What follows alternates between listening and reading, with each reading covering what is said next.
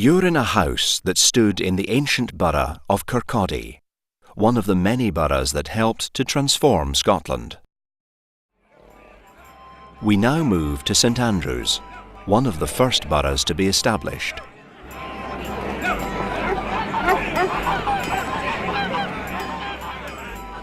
The urban world had all begun to change during the reign of King David I.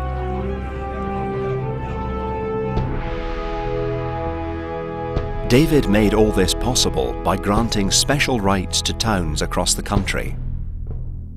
These were enshrined in charters, each bearing the royal seal. Trade and prosperity blossomed, and the landscape changed. Where once had been villages and small markets, there now grew towns and business centres with links across the world. Over the next 500 years, permission was given to create almost 200 boroughs, the most powerful being the royal boroughs, followed by the ecclesiastical and baronial. The royal boroughs traded internationally. Perth had links with the Low Countries and the Baltic nations. We know foreign merchants made regular visits to the town.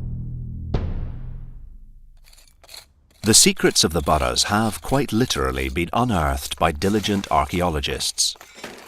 Successive phases of urban development since 1970 have offered them the chance to dig for evidence of the buildings and lifestyles enjoyed by our forebears.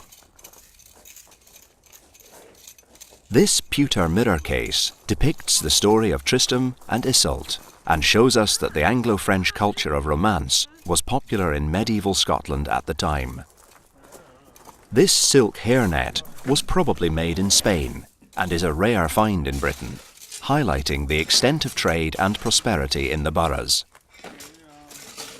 Barrel padlocks made from iron are more common. They could have been used to secure buildings or trunks and caskets and show the need to guard against crime in medieval towns.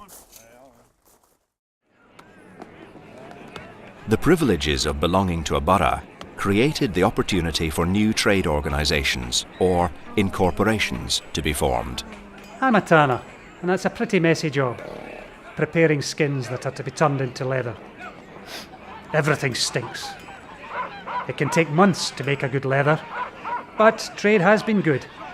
Mind you, some of the Flemish leatherwork coming into the market recently is of a quality that has been hard to beat. I'm a smith, a member of the Hammermen's Incorporation. We make anything in metal, and our workshops are usually some of the noisiest parts of the borough. We Hammermen are proud of our trade, and we have a strong incorporation behind us.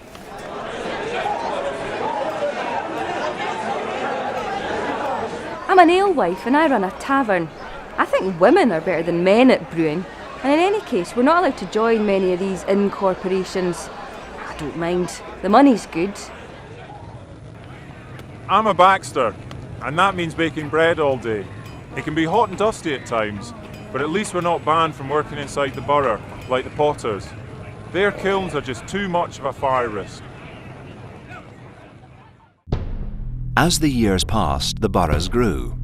Most locations turned out to share common features: a wide high street, a tron or weighing device, and market cross, and narrow venels or side streets that lead into special areas of trade. Scotland today is internationally recognised as an industrious and thriving nation, a far cry from life in the Middle Ages perhaps.